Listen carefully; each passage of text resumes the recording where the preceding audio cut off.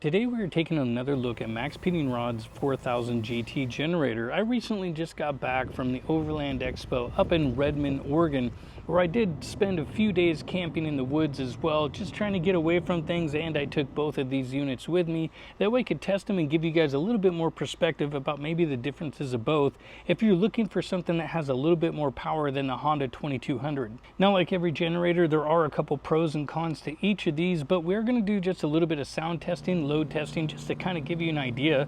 Now, one other benefit of this dual fuel generator is it can run an extended fuel tank kit. So what that is basically just a fuel pump that screws into the top of the fuel tank, and then you can run an external tank up to about 6 gallons or more. This gives you extended run times if you're wanting to run gasoline. But you can also do the same thing with the Honda, but again, the Honda does lack a little bit when it comes to power, at least in a single unit, and it is also just gasoline only. But here's some footage that I took on my trip just to see if maybe this generator might be right for you. Okay, so we're going to be testing at about 4,800 feet and about 78 degrees. We're going to start with the Honda first at about 8 amps. This is going to provide about a 990 watt load, give or take, and it might turn a little bit more RPM, which if we take a look, it's turning about 3,150 RPM right now, which would probably be a little bit more than if we were at a lower elevation and it wasn't having to work as hard. So this is going to be sound location number 2. I actually didn't get sound location number 1 for the Honda, but just to kind of show you and take a listen. And if you just happen to be my neighbor and you were in that location over there, which happens to have this nice fire pit, this will be our location number 3. So now go ahead and have a listen. Super quiet over here. Okay, so I'm bringing the RPM and the load pretty much to max for the Honda, which is 15 amps. And if we take a look at RPM, about 3,850, which max for this generator again is about 4,000 RPM. And so there's the 15 amp load. Now, I did find out that after running this, the RPM dropped. It wasn't able to hold the 15 amp load at this elevation and this temperature. It's not extremely hot, but it's almost 80 degrees. But I did find 14 amps that would hold no problem. And so now this is what it sounds like at location 1.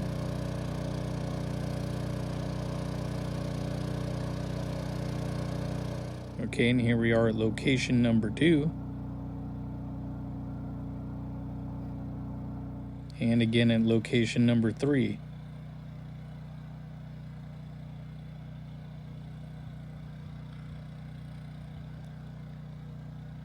Okay, so now for the Maxpeedingrods MXR 4000. This is a dual fuel generator again, and we are going to use this adapter that does come with it, which this actually acts as a bonding plug. So if you need that, or even if you don't, it's just already built in, so kind of nice. And this one is the one you can auto start with your phone, so kind of cool. And look at that. Now, even though I don't need these features, I don't really prefer myself. I do like apps. That is one thing I do like, is being able to keep track of hours and all the other cool info. I wish it showed RPM, but I got this little gauge with me again. So this one does turn more RPM, so 4,850 is the max, but go ahead and have a listen here. In position number 2.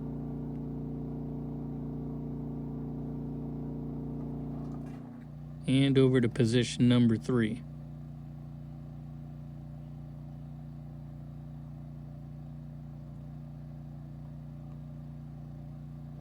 Okay, so now we'll do the same 14 amp load with the MXR 4000. And as we take a look at the RPM, the Honda was 3,850, so just slightly less, but again, it was pretty much maxed out. We're running propane as it was running gas, and 3,900 RPM.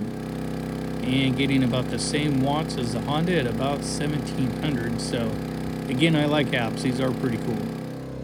Okay, have a listen. Position number 1.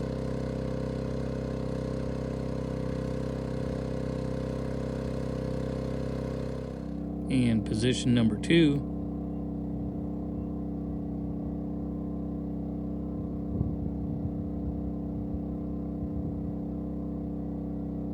in position number 3.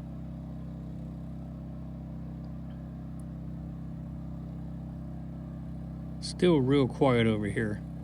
Okay, so bumping up our load a little bit, we're now at 17 amps, so up a little bit. And to give you an idea, RPM 4130, and position number 1.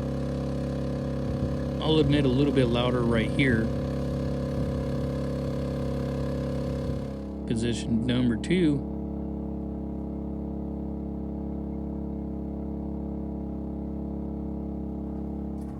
And position number 3.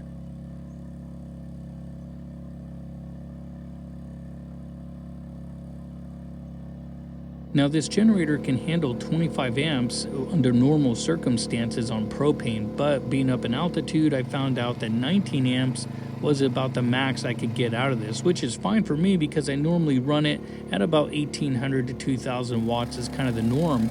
But this is one thing I like about this generator, is it's basically the same concept and size as the Honda, same weight, but I can run propane. It's already built into it. I have an app just like the Honda, so I can basically look at all my features. Now, I don't really need the electric start, but this model comes with it, or you could get a gas only. But I like my Honda, but I don't want to run 2 units, and I don't want to have to run a kit for propane.